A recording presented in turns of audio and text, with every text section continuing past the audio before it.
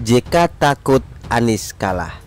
Lupa rekam jejak 2016-2017, tapi komentari Presiden Jokowi. Pertemuan antara Presiden Jokowi dan 6 ketua umum parpol minus Nasdem ternyata bikin Nasdem mengalami puncak kegelisahan yang tidak tertahankan. Surya Paloh sempat bertemu dengan Pak Luhut dan curhat soal langkah Presiden Jokowi yang ikut campur dalam urusan Pilpres 2024. Dia minta supaya Presiden Jokowi memposisikan dirinya sebagai seorang negarawan, harus bisa membatasi diri sebagai pemilik privilege sebagai presiden. Dia anggap situasi terkait ini sudah tidak sehat. Semua orang terutama yang berseberangan dengan Presiden Jokowi saat ini begitu ketakutan. Secara tidak langsung mereka takut menjadi pihak yang kalah. Mereka akui kalau Presiden Jokowi sangat hebat, punya pengaruh besar dan bisa memenangkan Pilpres lewat capres yang dia dukung. Kelompok sebelah terus gelisah seperti cacing kepanasan. Surya Paloh berada dalam kondisi yang sulit. Maju kena, mundur kena. Sejak Nasdem mengusung Anies, Presiden Jokowi mulai jaga jarak. Nasdem pelan-pelan dikucilkan dan dihindari, seolah kayak hama berbahaya. Sepertinya ini sangat menyiksa Surya Paloh sampai harus menghibur diri dan curhat dengan Luhut. Yang paling lucu adalah komentar dari JK. Ini kan bukan yang pertama tidak diundang, tapi sebagai kalau pertemuan itu membicarakan, karena di istana yang membicarakan tentang urusan pembangunan apa tuh wajar saya. Tapi kalau bicara pembangunan saya, mestinya Nasdem diundang kan. Tapi berarti ada pembicaraan politik. Menurut saya Presiden itu seharusnya seperti Ibu Mega dulu, SBY, begitu akan berakhir maka tidak terlalu jauh melibatkan diri dalam suka atau tidak suka dalam perpolitikan, kan? Supaya lebih demokratis lah pemerintahan. Ini juga dilakukan sebelumnya oleh presiden sebelumnya, kemudian juga oleh Pak JK sekalipun ketika berbicara, dan beliau kan juga menjadi dewan pengarah di dalam tim kampanye dari Pak Jokowi ke Haji Ma'ruf Amin. Tetapi tentu saja Pak JK selaku tokoh nasional berpendapat, ya beliau memang punya kebebasan untuk menyampaikan pendapatnya. Dan itu berbicara tentang bagaimana soliditas pemerintah ini dibangun untuk keberhasilan di dalam menyiapkan pemimpin dalam pengertian kebijakan-kebijakan yang berkesinambungan pada tahun 2024 yang akan datang.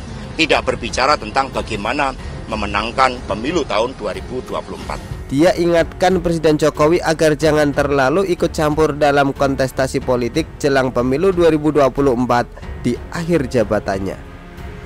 JK ini kan sudah berumur, sudah tua, mungkin suka lupa ingatan. Padahal rekam jejak digital berserakan di dunia maya, terutama tahun 2016-2017. Anies ikut Pilgub DKI. Saya rasa kalian pasti sudah tahu siapa yang memulai ide ini. JK adalah salah satu kingmaker. JK mengaku sendiri kalau dia mendukung pencalonan Anies. JK usulkan nama Anies ke Prabowo dan Presiden PKS saat itu, yaitu Sohibul Iman. Waktunya tinggal sedikit, 12 jam sebelum penutupan pendaftaran cagup dan cawagup. JK bahkan telepon Prabowo dan Sohibul Iman dari New York. Alasannya JK sangat tidak masuk di akal. Katanya kalau Ahok menang akan memicu keributan dan posisi Presiden Jokowi berada dalam bahaya. Percayakah kalian dengan bapak satu ini? Rasanya lebih masuk akal kalau jika Ahok menang, JK yang rugi. Kalau Anies yang menang, JK dapat banyak keuntungan. Kalau JK minta Presiden Jokowi tak ikut campur urusan politik, bagaimana dengan JK yang bantu pencalonan Anies? Bukankah itu jelas-jelas ikut campur urusan politik padahal posisinya masih sebagai wakil presiden? Apa yang dikatakan JK ini mirip dengan Demokrat yang ikutan protes padahal SBY lebih parah. Pernah 2 kali gelar nikahan anaknya di istana, padahal bisa di tempat lain. Kalau tidak salah, inilah kali pertama seorang presiden nikahkan semua anaknya di istana. Dulu kenapa mereka tidak ribut soal ini? Jawabannya cuma satu, yaitu mereka takut dengan pengaruh Presiden Jokowi yang makin besar jelang lengser. Mereka takut jagoannya kalah di Pilpres gara-gara Presiden Jokowi. Surya Paloh resah, Demokrat gelisah, JK juga tidak tenang. Terutama JK, mungkin dia takut Anies kalah. Tanda-tanda kekalahan sudah jelas di depan mata. Kesalahan Anies sewaktu didukung kelompok intoleran dan kerja amburadul sudah tidak termaafkan. Politik identitas tidak punya tempat di negara ini. JK usung Anies, akibatnya kacau balau. JK juga harusnya introspeksi, karena mengusung Anies adalah sebuah kesalahan fatal. Pendukungnya melakukan segala cara, bahkan yang brutal, untuk memenangkan Anies. Harusnya JK sadar dan malu. Jangan pura-pura prihatin dengan keselamatan Presiden Jokowi kalau Ahok menang. Semua orang sudah tahu, Anies menang, JK lebih menang banyak. Saya anggap komentar dari JK ini adalah pengakuan bahwa Anies sudah hampir dipastikan kalah di Pilpres. Apa yang Anies tabur seenaknya saat jadi gubernur, akhirnya jadi karma jelek buat dia sendiri.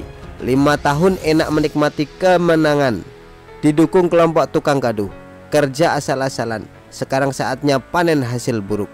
Rakyat tidak akan mau dibodohi 2 kali. Yang bangga dibodohi sampai 1000 kali itu biasanya kadrun yang memang jarang pakai nalar.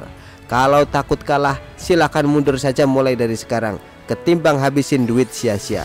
Tolong jangan sebarkan narasi-narasi aneh yang mana dulu juga pernah dilakukan. Nanti ketahuan munafiknya. Rakyat juga tidak bodoh.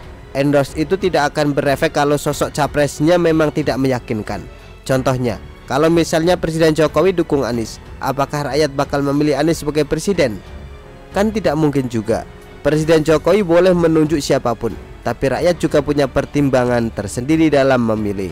Sama seperti Prabowo dulu, yang dipromosikan secara jor-joran, pendukungnya jualan agama, obral surga dan neraka, segala macam cara dipakai, tapi takdir selalu memilih Presiden Jokowi sebagai presiden. Presiden Jokowi tidak ngapa-ngapain pun, tetap saja Anies bakal kalah. Anies itu sudah jadi kartu mati karena berani mengambil keuntungan dari politik identitas. Dia boleh menang di Jakarta, tapi kalau mau menang di Indonesia, silahkan tunggu saja entah sampai kapan. Kalau mau Indonesia selamat, tidak memilih Anies adalah pilihan yang masuk akal. Begitulah kura-kura. Artikel diambil dari show.com, ditulis oleh XRT. Bagaimana menurut Anda?